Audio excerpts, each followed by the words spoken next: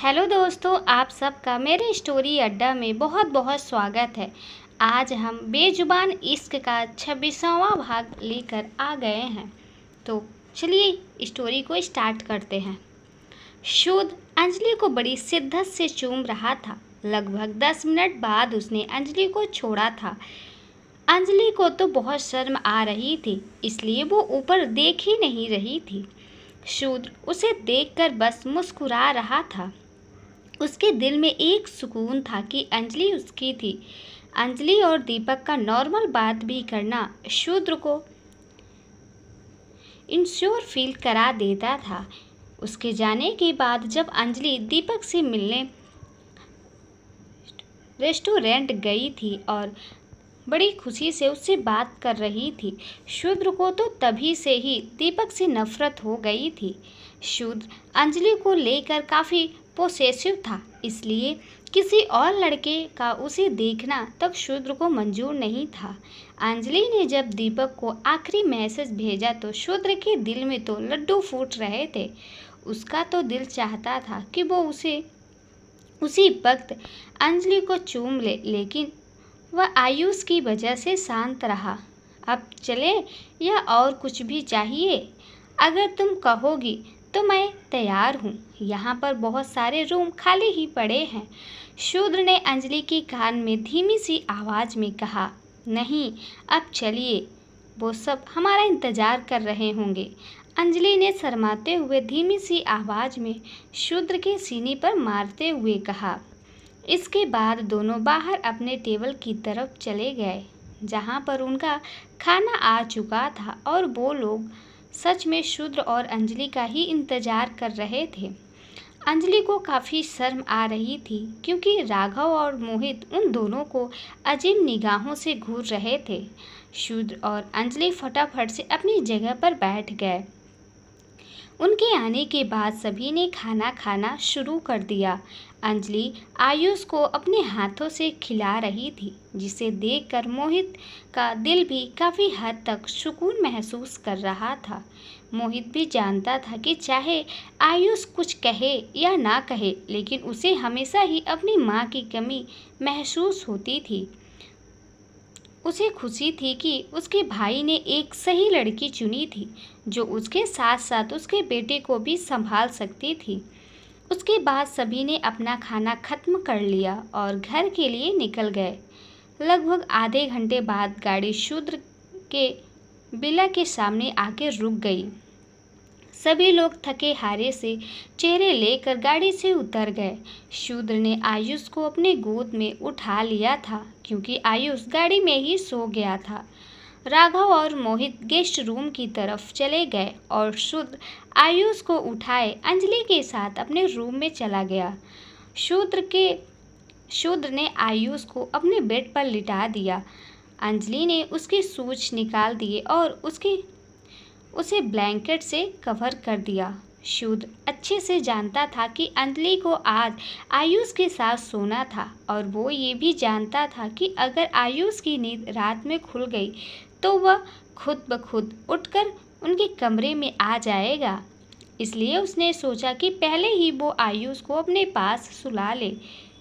वही उसका दिल भी आज आयुष और अंजलि के साथ रहने का था, इसलिए वो आयुष को अपने ही कमरे में ले आया ताकि वो तीनों एक साथ सो सके। शुद्ध वॉशरूम में फ्रेश होने के लिए चला गया और अंजलि वही बेड पर बैठे आयुष को थपथपा रही थी।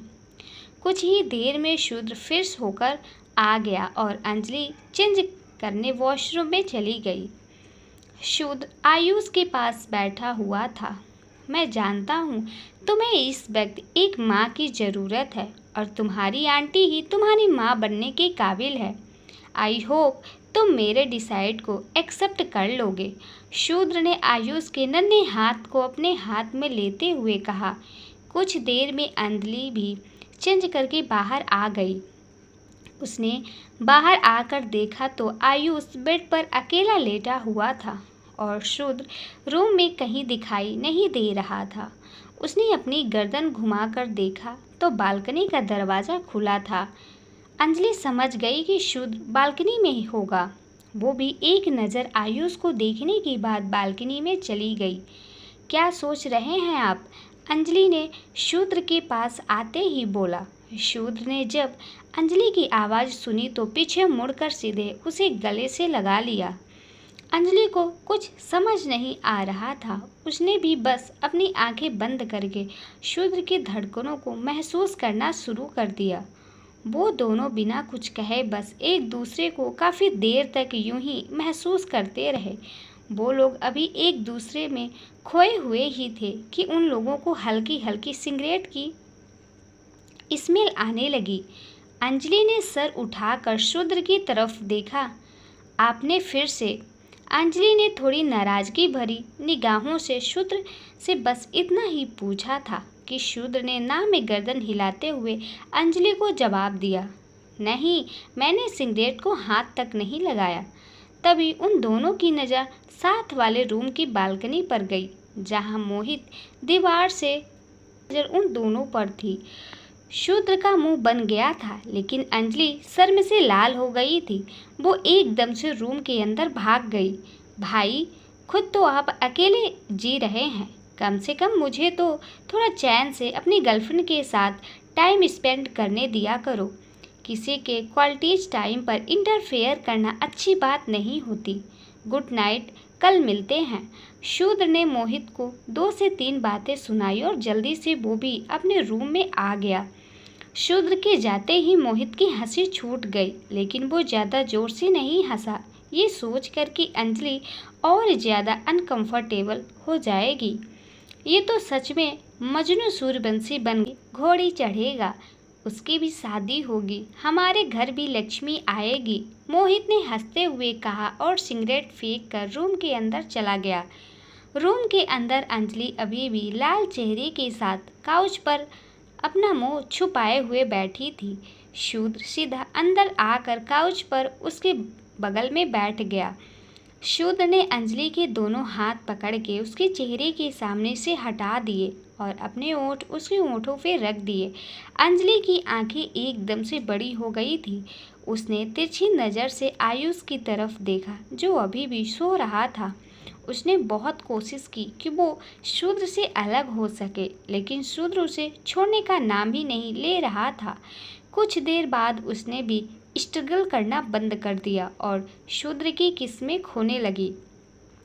शूद्र ने अंजलि के होठों को किस करने के बाद उसकी गर्दन पर अपने होठ रख दिए थे। अंजलि की सांसें धीरे धीरे तेज होने लगी थी। वो अपनी आवाज़ को कंट्रोल करने की पूरी कोशिश कर रही थी ताकि आयुष उसकी आवाज़ से उठ ना जाए। आयुष जाग जाएगा, अंजलि ने शूद्र के कंधों को पकड़ते हुए कहा, लेकिन शूद्र तो उसकी एक भी नहीं सुन रहा था। शूद्र के हाथ अब अंजलि के टी शर्ट के नीचे आ गए थे और उसके बदन को सहला रहे थे, जिस वजह से अंजलि भी खुद पर काबू नहीं कर पा रही थी। शूद्र के हाथ जब अंजलि के पेट से होते हुए थोड़ा ऊपर बढ़ने लगे तो अंजलि ने उसका हाथ पकड़ लिया। शूद्र जी, क्या कर रहे हैं? आयुष है बेड पर, अंजलि ने शूद्र को समझाते हुए कहा। क्या डार्लिंग, मैं इतने दिनों बाद आया हूँ और तुम मुझे खुद से दूर कर रही हो, थोड़ा सा और प्यार करने दो। शूद्र ने मुंह बनाते हुए अंजलि की ओर देखते हुए कहा। शूद्र जी, चुपचाप सो जाइए, आपको कुछ ज़्यादा ही प्यार नहीं आ रहा है मुझ पर। पिछले कई दिनों तक तो आपको मेरी याद नहीं आई। अंजलि ने काउच से खड़े होकर शूद्र का हाथ पकड़ते हुए कहा, जो अभी भी मुंह बनाए हुए बैठा था। अंजलि को शूद्र पर काफ़ी हंसी आ रही थी। उसने कभी सोचा भी नहीं था कि शूद्र ऐसी हरकतें कर सकता है। जो इंसान उसके सामने इस वक्त वो बाहर की दुनिया के लिए नरक के देवता से कम नहीं था। वो इंसान जिसे आज तक गुड ऑफ किलिंग के नाम से जाना जाता है, जो बड़ी आसानी से किसी की भी जान ले लेता था, आज एक लड़की को अपनी जान बना बैठा है। अंजलि शूद्र का हाथ पकड़कर उसे बेड तक ले आई और उसे बेड पर लिटाकर उसे ब्लैंकेट से कवर कर दिया। शूद्र बस अंजलि की तरफ ही देख रहा था। अंजलि उसे बिस्तर पर लिटाकर अपनी जगह जा रही थी। वो अभी 2 कदम चली ही थी कि अचानक से रुक गई। वो फिर से शूद्र के पास वापस आ गई और शूद्र के माथे पे हल्के से किस किया, जिसके बाद शूद्र के चेहरे पर एक मुस्कुराहट आ गई थी। गुड नाइट, अंजलि ने धीमी सी आवाज़ में शूद्र की तरफ प्यार से देखते हुए कहा और फिर अपनी जगह पर आकर लेट गई। आयुष इस वक्त उन दोनों के बीच में सोया हुआ था। दोनों के ही हाथ आयुष को थपथपा रहे थे। शूद्र और अंजलि ने आयुष की तरफ करवट कर रखी थी और एक दूसरे को प्यार से देख रहे थे। तभी उन दोनों ने आयुष के सिसकने की आवाज़ सुनी। अंजलि ने आयुष की तरफ देखा तो उसके माथे से पसीना आ रहा था। उसके चेहरे से पता चल रहा था कि वो कोई बुरा सपना देख रहा था।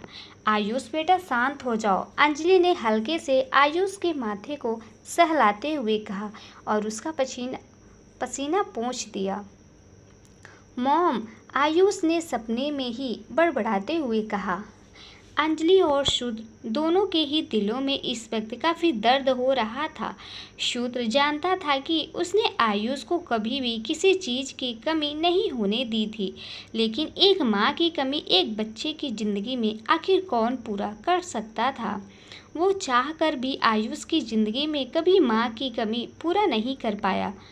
शूद्र को अपने बेटे का ये दर्द बर्दाश्त नहीं हो रहा था। साथ ही अंजलि को भी आयुष की हालत अच्छी नहीं लग रही थी।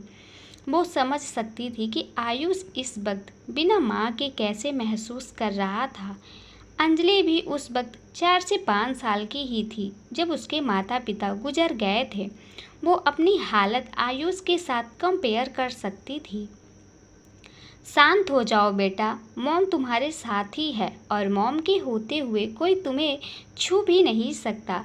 अंजलि ने आयुष को अपनी तरफ पलटकर उसे अपने सीने से लगाते हुए कहा।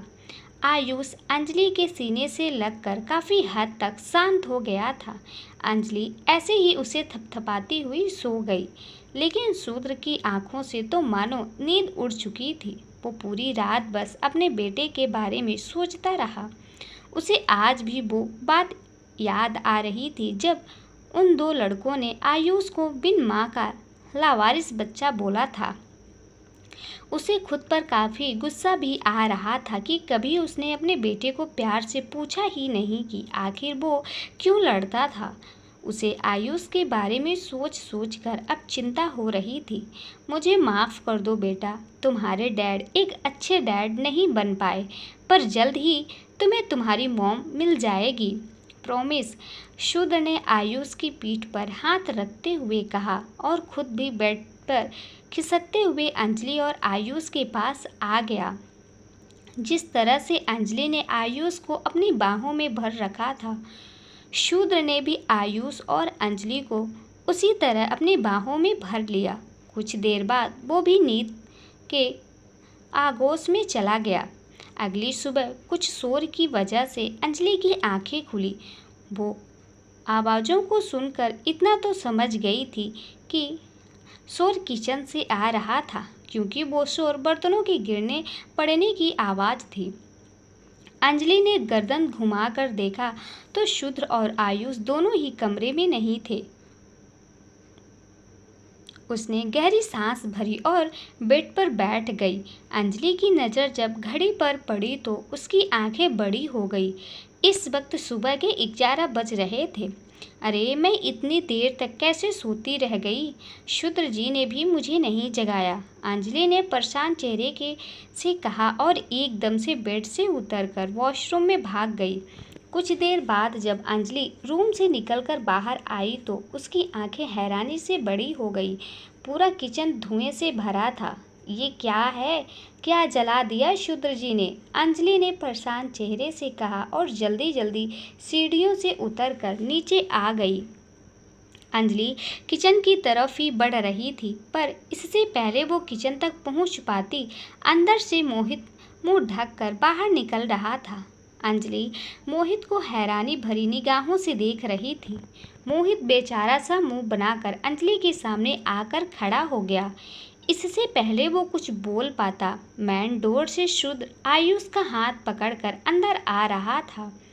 उसने भी जब पूरे घर में धुआं देखा तो सीधा पहले मोहित को घूरने लगा।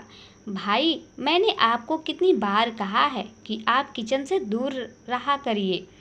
आप किसी दिन मेरा घर भी उड़ा देंगे।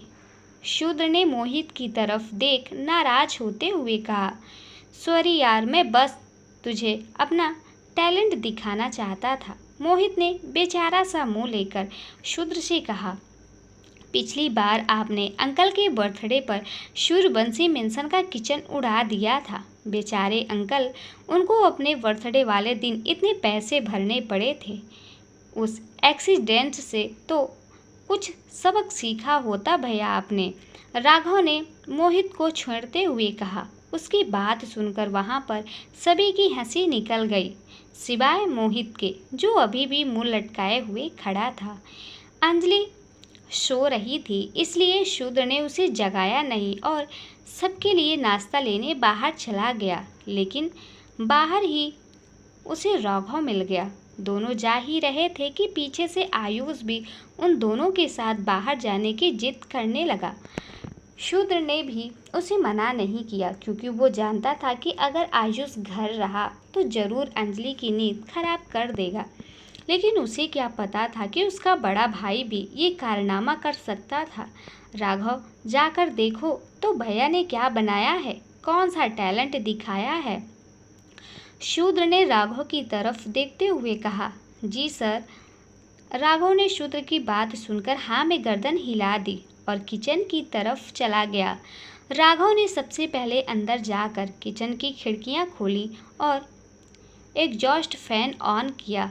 थोड़ी देर में ही धुआं किचन से बाहर आ चला गया। मोहित ने सिर्फ एक पैन जलाया था, उसी का धुआं पूरे किचन में फैला हुआ था। इसके अलावा किचन का कोई और नुकसान नहीं हुआ, जो देखकर राघव की जान में जान आई। इस बार भैया ने बस एक पैन जलाया है, पिछली बार तो इन्होंने पूरा किचन जला दिया था। भैया को पता नहीं था और उन्होंने ओवन में स्टील का बर्तन रख दिया था। बाप रे, उस दिन तो धमाका हुआ था सूर्यवंशी किचन में।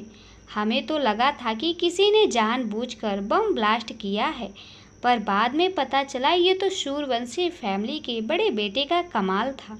राघव ने बड़बड़ाते हुए कहा और हंसने लगा। कुछ बचा है किचन में या सब खत्म? शूद्र ने किचन के अंदर आते हुए कहा। सब कुछ ठीक है सर, बस बड़े भैया ने एक पैन जला दिया है। राघव ने शूद्र की तरफ मुड़ते हुए कहा। शूद्र ने किचन के चारों तरफ देखा तो सब ठीक ही था, सिर्फ एक पैन से अभी भी धुआं निकल रहा था। राघव, चलो खाना लाते हैं, काफ़ी लेट हो रहा है। तुम आज भैया के साथ आयुष को लेकर पार्क में चले जाना, मुझे अंजलि को कहीं लेकर जाना है। शूद्र ने राघव की तरफ देखते हुए कहा।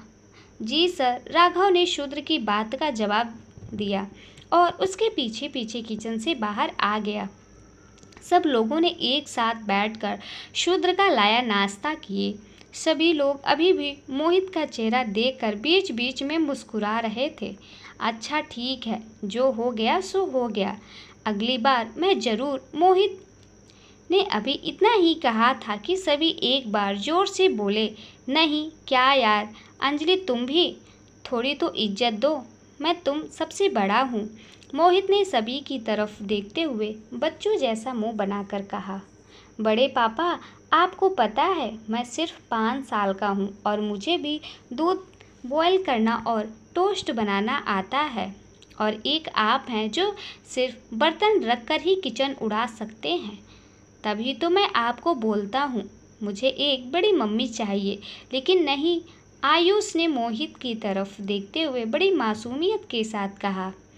अगर शूद्र यहाँ पर नहीं होता ना, फिर तुम्हें बताता। मोहित धीमी आवाज़ में आयुष की तरफ देखते हुए बोला। आयुष ने भी मोहित को जीभ दिखा दी और अंजलि के हाथों से बड़े मज़े से खाना खाने लगा। आयुष बेटा, बड़े पापा को परेशान नहीं किया करते, आप गुड बॉय हो ना, अंजलि ने बड़े प्यार से आयुष को समझाते हुए कहा।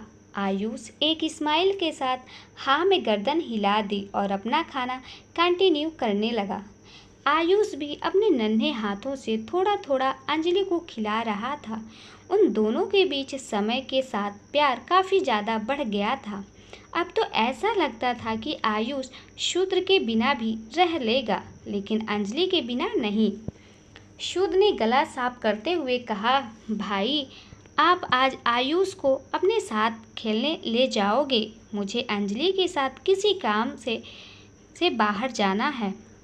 हाँ हाँ समझ गया कहाँ जाना है, मोहित ने बड़बड़ाते हुए कहा, जो सिर्फ राघव को सुनाई दिया था। और इसी के साथ उन दोनों की हंसी छूट गई थी।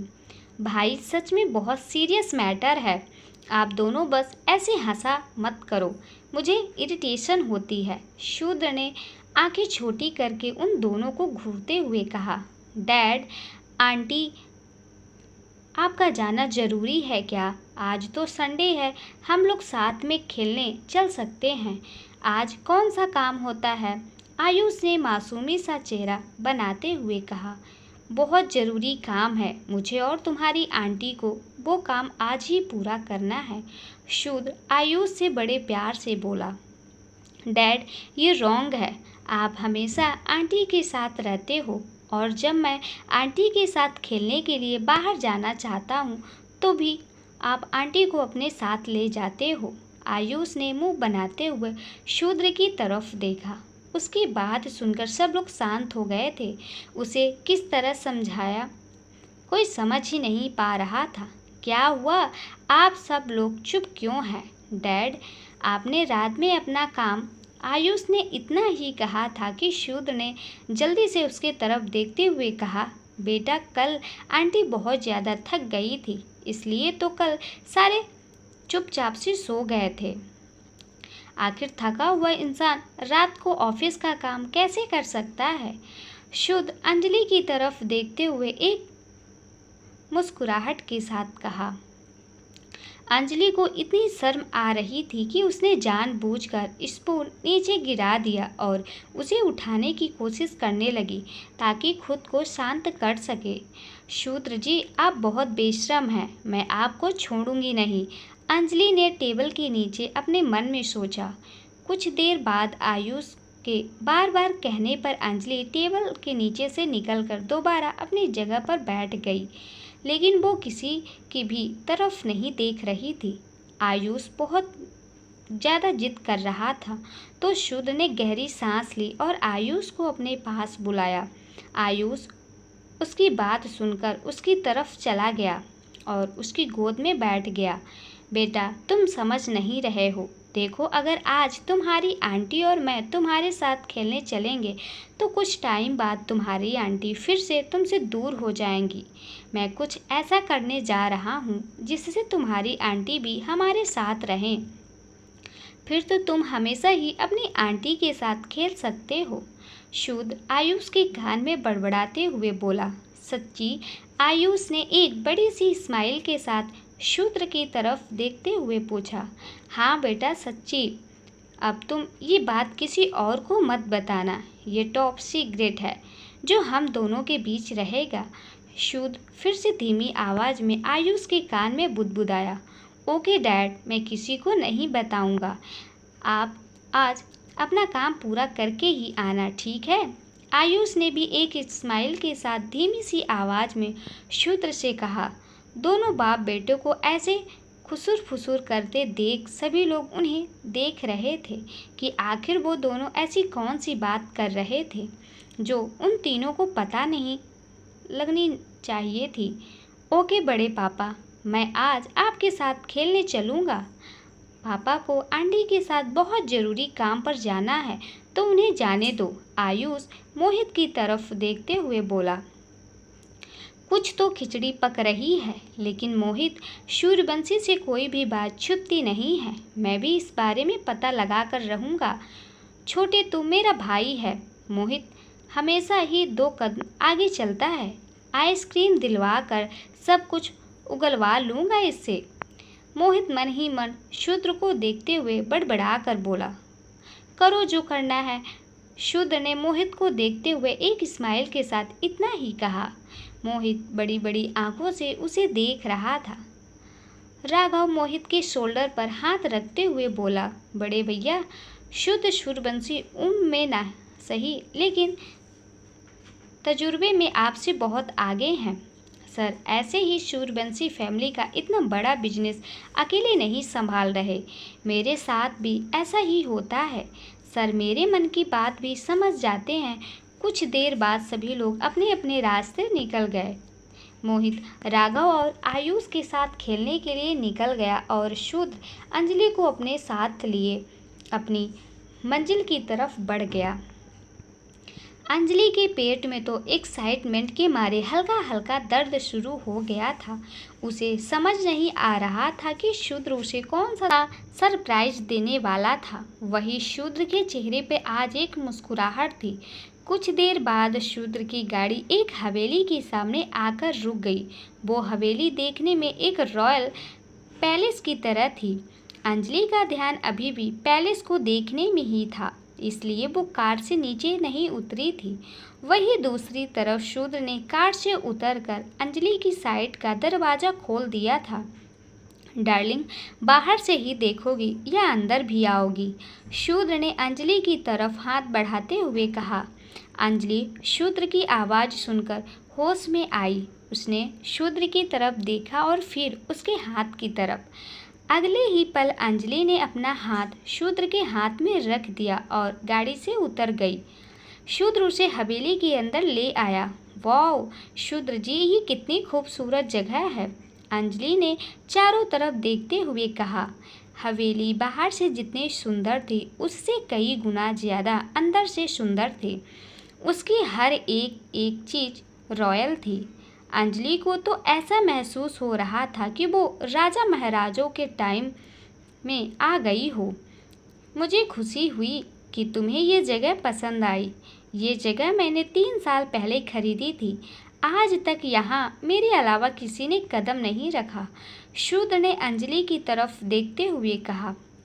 बहुत सुंदर जगह है शूद्र जी, लेकिन अगर यहाँ पर आपके अलावा कोई भी नहीं आया तो फिर आप मुझे यहाँ क्यों लेकर आए हैं? क्या ये हवेली मेरी सरप्राइज थी? अंजलि ने शूद्र की तरफ सवालिया निगाहों से देखते हुए पूछा। नहीं, ये तुम्हारा सरप्राइज नहीं है, थोड़ा सब्र रखो। शूद्र ने अंजलि की तरफ देखते हुए एक मुस्कुराहट के साथ कहा। कितना क्षण करूं शूद्र जी, आपको पता है आपने कितने दिनों पहले ही कहा था कि आप मुझे सरप्राइज देंगे। मैं बहुत दिनों से इंतज़ार कर रही हूँ। मैं अब और इंतज़ार नहीं करूँगी। अंजलि ने बच्चे की तरह मुंह बनाते हुए कहा। ठीक है, जैसा मेरी डार्लिंग चाहेगी, शूद्र ने अंजलि को अपने करीब खींचते हुए कहा। उसने अंजलि को घुमाकर उसका पीठ अपने सीने से लगा लिया और फिर अपनी पॉकेट से एक कपड़ा निकालकर उसकी आंखों पर बांध दिया। Are you ready? शूद्र ने अंजलि के कान में फुसफुसाते हुए पूछा। अंजलि ने एक बड़ी सी स्माइल के साथ हाँ में गर्दन हिला दी। उसका इशारा मिलते ही शूद्र उसे अपनी बाहों में थामे धीरे धीरे आगे लेकर जाने लगा। अंजलि भी चुपचाप शूद्र के साथ चलती रही। उसके दिल की धड़कनें काफ़ी तेज हो रही थी। कुछ देर बाद शूद्र चलता चलता रुक गया और उसने अंजलि की आंखों के सामने से पट्टी हटा दी। सामने का नज़ारा देखकर अंजलि के चेहरे पर अपने आप ही एक स्माइल आ गई थी। शूद्र अंजलि को एक गार्डन में लेकर आया था जिसमें सिर्फ और सिर्फ लाल गुलाब लगे थे। वो गार्डन काफ़ी बड़ा था। चारों तरफ गुलाब की खुशबू थी। बीच बीच में कई जगह फाउंटेन लगे थे। अंजलि धीरे धीरे आगे बढ़ते हुए उस गार्डन की खूबसूरती को निहार रही थी। गार्डन में काफ़ी तरह की तितलियां मंडरा रही थी जो देखने में बेहद खूबसूरत लग रही थी।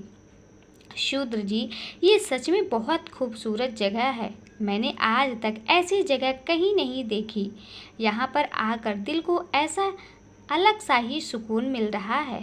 सच में मुझे आपका सरप्राइज बहुत पसंद आया। अंजलि ने खिलखिलाते चेहरे के साथ शूद्र की तरफ देखते हुए कहा। शुद्ध ने एक मुस्कुराहट के साथ अंजलि की तरफ देखा और फिर उसे अपनी बाहों में खींच लिया। डार्लिंग, तुम जानती हो इस गार्डन की खास बात क्या है? अंजलि ने शुद्ध की बात सुनकर ना में गर्दन हिला दी और उसे सवालिया नज़रों से देखने लगी। यहाँ का एक एक गुलाब मैंने अपने हाथों से लगाया है। यहाँ मौजूद हर एक गुलाब को मैंने अपने प्यार से सींचा है। यहाँ पर लगा हर एक गुलाब मेरे दिल के बहुत करीब है। आयुष के बाद ये वो चीज़ है जिन्हें मैंने प्यार से पाला है। मैं हमेशा से चाहता था कि इस जगह पर अगर कोई इंसान मेरे बाद आएगा तो वो सिर्फ वही इंसान होगा जो मुझे मेरी जान से प्यारा हो।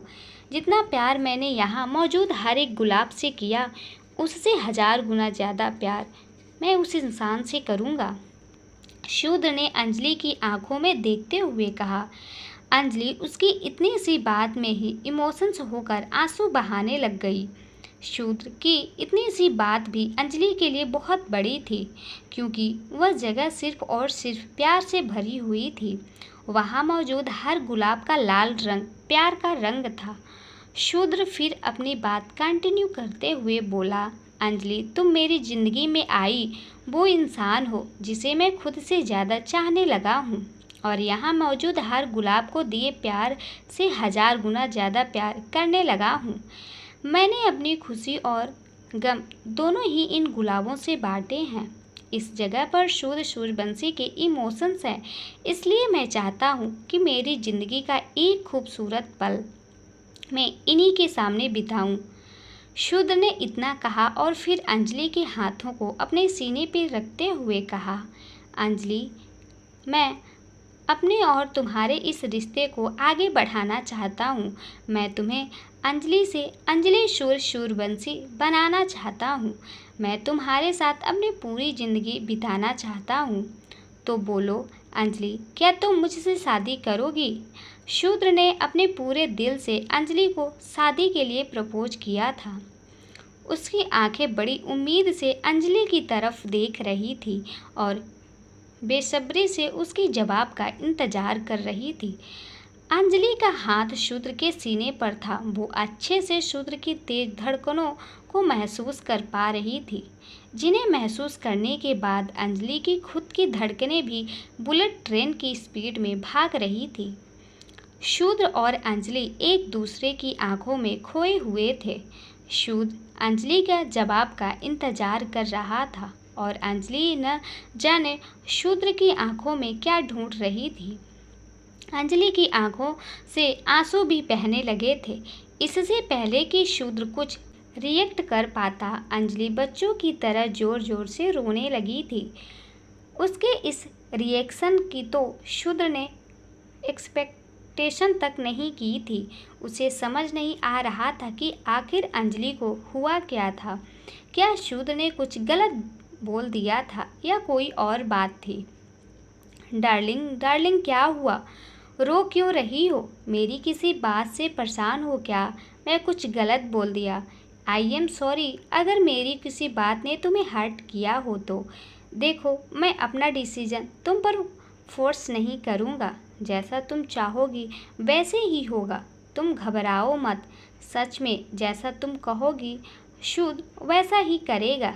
तुम प्लीज़ रो मत। जब तक तुम नहीं चाहोगी मैं तुमसे दोबारा शादी के बारे में कोई बात नहीं करूँगा। तुम इसलिए रो रही हो ना कि मैंने अचानक से तुमसे शादी के लिए पूछ लिया, बिना सोचे कि तुम क्या सोचती हो। शुद्ध ने अंजलि को समझाने की कोशिश करते हुए कहा।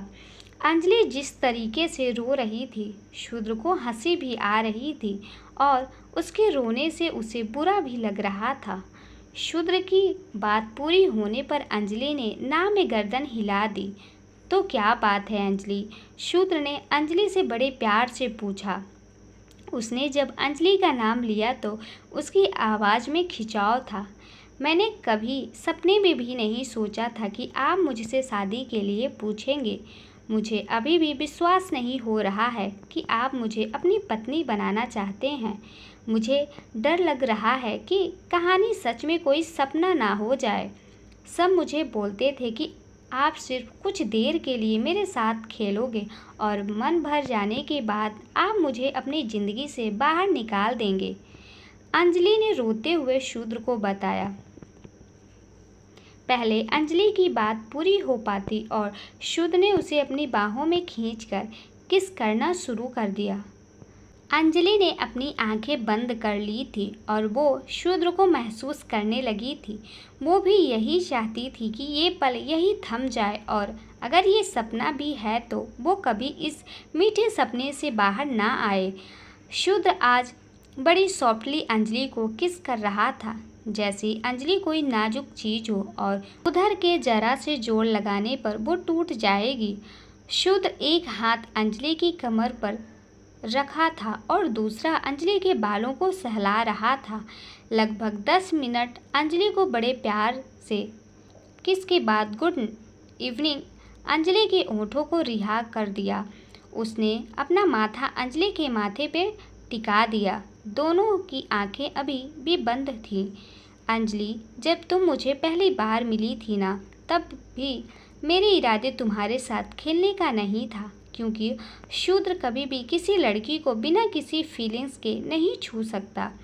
अगर मुझे लड़कियों के साथ खेलने का शौक़ होता तो आज तक मैंने कितनी ही लड़कियों के साथ खेल लिया होता। जब पहली बार मैंने तुम्हारा हाथ थामा था, उसी वक्त मैं तुम्हारे साथ एक अलग सा रिश्ता से जुड़ गया था। मैंने ज़िंदगी में बहुत सी लड़कियां देखी, पर कभी किसी को देखकर उसे छूने का मन नहीं किया। लेकिन उस रात तुम्हें देखकर मेरे अंदर की फीलिंग्स जग गई थी। मुझे ना चाहते हुए भी हमेशा तुम्हारी परवाह होती थी और इस बात पर मुझे बहुत गुस्सा आता था, क्योंकि मुझे खुद विश्वास नहीं होता था कि मेरे जैसे हार्टलेस इंसान को किसी की परवाह है। मैंने बहुत सुना कि तुम एक अच्छी लड़की नहीं हो, लेकिन कभी इस दिल ने माना ही नहीं। ये दिल पूरी दुनिया को गलत मानकर बस तुम पर भरोसा करना चाहता था। कभी कभी तो मुझे लगता ही नहीं था कि मैं वही सूर्यवंशी हूँ जिसे दुनिया क्रूएल हार्टेड बेस्ट बोलती है। शायद मैं मानना ही नहीं चाहता था कि मैं तुमसे प्यार करने लगा हूँ, और शायद वो प्यार पहली नज़र का ही था। शूद्र अंजलि को समझाते हुए बड़े प्यार से कहा। अंजलि के चेहरे पर शूद्र की बातों से एक मुस्कुराहट आ गई थी। वहाँ अंजलि को वो एहसास आ रहा था जब पहली बार शूद्र ने उसका हाथ पकड़ा था। उसे वक्त पहली बार उसे महसूस हुआ कि किसी ने उसे प्यार से छुआ है। बचपन में हमेशा उसके अंकल ने उसे पर हाथ उठाया, चाहे उसकी आंटी ने उसे प्यार से सहलाया, लेकिन वो प्यार कभी भी उसे महसूस नहीं हुआ। शादी के बाद निखिल ने भी बस उस पर हाथ उठाया, जब उसे पकड़ा भी तो इस इरादे से कि वो उसे तोड़ देना चाहता था। लेकिन जब शूद्र ने पहली बार उसे गिरने से बचाने के लिए उसका हाथ थामा, उस एक छुअन में अंजलि को एक अलग सा खिंचाव महसूस हुआ था। आप मुझे मेरा जवाब दे दो डार्लिंग। जितना भी सभी से तुम अपने सरप्राइज का इंतज़ार कर रही थी ना, मेरा विश्वास करो उससे कई गुना ज़्यादा बेसब्री से मैं तुम्हारे जवाब का इंतज़ार कर रहा हूँ। शूद्र ने अपना माथा अंजलि से अलग करके उसकी तरफ देखते हुए बड़ी इमोशनली से कहा। शूद्र जी, अंजलि ने थोड़ा घबराहट भरी आवाज़ में कहा। कहो ना अंजलि, तुम जैसा चाहोगी वैसा ही होगा, घबराओ मत। तुम्हारा जवाब मेरी सर आँखों पर होगा। बोलो, कुछ तो बोलो। शूद्र ने अपनी बेसब्री जताते हुए अंजलि की आंखों में देखते हुए कहा। शूद्र भी, क्या आपको लगता है आपकी फैमिली मुझे एक्सेप्ट कर लेगी? अंजलि ने थोड़ा झिझकते हुए शूद्र से कहा। अंजलि की बात सुनकर शूद्र ने एकदम से अपने माथे पर हाथ मारा और फिर एक गहरी सांस भर अंजलि की तरफ देखने लगा। शूद्र ने अंजलि के दोनों कंधे पकड़ लिए और उसने एक रौदू सा मुंह बनाकर कहा। अंजलि देखो, मेरी बात सुनो। मैं तुमसे ये पूछा है कि क्या तुम मुझसे शादी करोगी? इसमें परिवार कहाँ है? तुम्हें मेरे परिवार से नहीं शादी करनी है, मुझसे शादी करनी है। और दूसरी बात, तुमने किसी का खून नहीं किया है। बोलो, क्या तुम कोई मुजरिम हो जो मेरी फैमिली वालों तुम्हें एक्सेप्ट नहीं करेंगे? डार्लिंग देखो, अब मैं और सब्र नहीं कर सकता। तो अब मैं तुमसे बस एक ही सीधा जवाब चाहता हूँ, हाँ या ना। अगर तुम ना बोलोगी तो भी मैं मान लूँगा, और अगर तुम हाँ बोलोगी तो यकीन मानो, चाहे शूद्र को इस पूरी दुनिया के खिलाफ जाकर ही तुमसे शादी क्यों न करना पड़े, मैं तुमसे शादी करूँगा। और जो हम दोनों के बीच आएगा, मैं उसे दुनिया के बीच नहीं रहने दूँगा। शूद्र ने अंजलि की तरफ देखते हुए भरी सांसों के साथ उसके हाथ दोबारा से अपने सीने पर लगाते हुए कहा। अंजलि शूद्र की बेचैनी महसूस कर पा रही थी। वही बेचैनी इस वक्त अंजलि के दिल में भी थी। उसने शूद्र की आंखों में देखते हुए एक मीठी सी स्माइल की और फिर उसके मुंह से फाइनली उसका जवाब निकला, हाँ हाँ, मैं आपसे शादी करूंगी शूद्र जी। अंजलि का जवाब सुनकर तो शूद्र की खुशी का ठिकाना ही नहीं था। उसने अंजलि को कमर से उसे थोड़ा ऊपर उठाकर गोल गोल घुमाना शुरू कर दिया। अंजलि भी खुशी से उसके कंधों पर हाथ रखकर झूम रही थी। उसे उस वक्त हल्का हवा चलने की वजह से सभी गुलाब के फूल भी हल्का झूम रहे थे, मानो उन दोनों की खुशी में वो भी खुशी से झूम रहे हों। I love you darling, I love you so much. शुद्ध अंजलि के बिना अधूरा है। मैं बस जल्द से जल्द तुमसे शादी करना चाहता हूँ, शुद्ध ने अंजलि को कसकर गले लगाते हुए कहा। अंजलि का वजूद आपके बिना कुछ भी नहीं है शूद्र जी। अगर आज लोगों का मुझे देखने की नज़रिया बदला है तो वो सिर्फ आपकी वजह से नहीं। मुझे इस समाज में इज्जत दिलवाई और मुझे खूब सारा प्यार किया। अंजलि तो उसी दिन मर जाती, लेकिन आपने मेरा हाथ थामकर मुझे अपनाया। मैं तो उसी दिन आपकी हो चुकी थी। अंजलि ने आंसू बहाते हुए शूद्र के गले लगे हुए बोली। आज दिनों की खुशी का ठिकाना नहीं था। तूने ऐसा महसूस हो रहा था मानो उन्होंने तो पूरी दुनिया ही जीत ली हो। कुछ देर बाद शुद्ध अंजलि के साथ गार्डन में लगे एक बेंच पर बैठा हुआ था। अंजलि का सर शूद्र के सीने पर था और शूद्र ने अंजलि को अपनी बाहों में समेटा हुआ था। दोनों ही इस पल को खूब दिलबर कर जीना चाहते थे। शूद्र जी, क्या आपने आयुष के दिल की बात पता की? वो मुझसे नाराज़ तो नहीं हो जाएगा ना अगर मैं आपसे शादी की तो? आप तो जानते ही हैं, पायल ने उसे पहले ही भड़काया हुआ था कि मैं उसकी सौतेली माँ बनने की कोशिश कर रही हूँ। कहीं हमारा ये फैसला सुनकर वो पायल की बातों में ना आ जाए। अंजलि ने अपना सर उठाकर शूद्र की तरफ देखते हुए बोला, ऐसा कुछ नहीं होगा, तुम परेशान मत हो। तुम तो जानती हो ना इस वक्त उसे एक माँ की कितनी ज़रूरत है। मेरा बेटा सपने में भी अपनी माँ को पुकारता है। अंजलि, माँ एक फीलिंग होती है और मैं उसके अंदर वो फीलिंग्स तुम्हारे लिए महसूस की है, क्योंकि आयुष ने कभी अपनी माँ को नहीं देखा। वो तो नहीं जानता उसकी माँ कैसी दिखती है, लेकिन जब भी वो तुम्हारे साथ होता है वो हमेशा ऐसा महसूस करता है जैसे वो अपनी माँ के साथ ही हो। वो तुम्हें माँ कहकर पुकारता है। मैं जानता हूँ आयुष के लिए तुमसे बेहतर और कोई माँ नहीं हो सकती, और मेरे लिए तुमसे बेहतर कोई हमसफ़र नहीं हो सकती। शूद्र ने अंजलि के माथे पर किस करते हुए बोला। शूद्र की बातें अंजलि को समझ आ गई थी। उसने भी एक स्माइल के साथ हाँ में सर हिला दिया। चलो अब मुझे थोड़ा आराम करना है, शूद्र ने इतना कहा और फिर मंच पर लेटकर अंजलि की गोद में सर रख लिया। अब अंजलि के चेहरे की स्माइल और भी ज़्यादा गहरी हो गई थी। उसने अपना एक हाथ शूद्र के बालों में डालकर हल्का हल्का चलाना शुरू कर दिया और दूसरा हाथ शूद्र के सीने पर रखकर उसे थपथपाने लगी। अंजलि के सैलानी से शूद्र को काफ़ी सुकून महसूस हो रहा था और कुछ ही देर में वो गहरी सांस में लगता है ये सो गए, अंजलि ने एक स्माइल के साथ कहा और वो शूद्र को थोड़ा झुककर करीब से देखने लगी। अंजलि गौर से शूद्र को देख रही थी। आज न जाने क्यों, पर उधर उसे पहले से कई गुना ज़्यादा अट्रैक्टिव लग रहा था और वो शूद्र की बड़ी पलकों वाली आंखों को देख रही थी।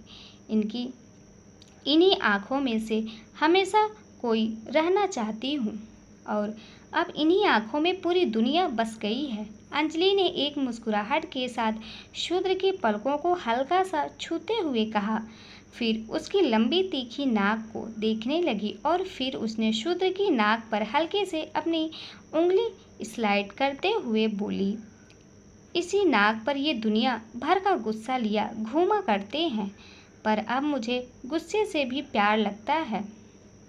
शायद मैं इनके प्यार में पागल हो गई हूँ। और इनके होंठ। इतना कहने के बाद अंजलि की नज़र शूद्र के होंठों पर पड़ी और वही ठहर गई। काफ़ी देर तक जब अंजलि ने कुछ नहीं कहा तो शूद्र ने अपना आंखें खोलकर अंजलि की तरफ सवालिया निगाहों से देखते हुए पूछा, और मेरे होंठ, इन्हें देखकर तुम्हें कुछ नहीं कहना? मैं कब से इंतज़ार कर रहा हूँ। अंजलि की आंखें एकदम से बड़ी हो गई थी। उसे नहीं पता था कि शूद्र तब से उसकी बातें सुन रहा था। अंजलि को बहुत शर्म आ रही थी, जिस वजह से उसके गाल एकदम से लाल हो गए और वो थोड़ा हिचकिचाते हुए बोली, आप अभी सोए नहीं थे?